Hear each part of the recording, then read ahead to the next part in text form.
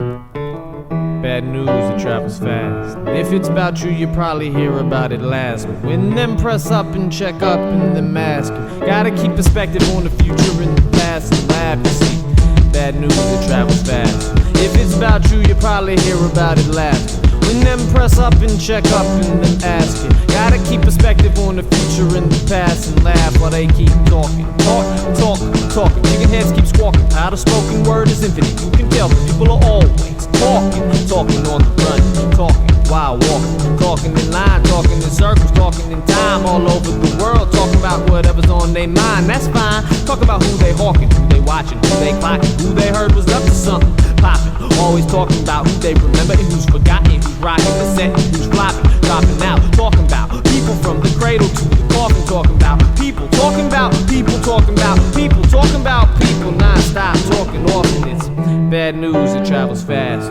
If it's about you, you probably hear about it last. But when them press up and check up and them ask you, gotta keep perspective on the future and the past and laugh. Cause people talk shit, they minds reinforce, spitting out words and thoughts that are amorphous, pushing sloppy sound out of their vocal orifice like it ain't being recorded. Sometimes words scorches worse than torches. What's more is the talk ain't uniform or rehearsed. It's the richest, the poorest, from CEO boardrooms to porches, to alleyways and gutters, from coast to coast, east to west, south to north. It's people talking of course like life is a courtroom. Most bullshitting from midnight to high noon and back again. Blacks and the blacker thans, whites and the Africans. Far too little action, far too much satisfaction in philandering, using sex like a sedative, repetitive like rhetoric is. I'm betting you think you're nice cause you give free advice, right? But unless you got a tight alternative, it's best to let it just live and raise the octave up to the positive. Even though they try and stop you up,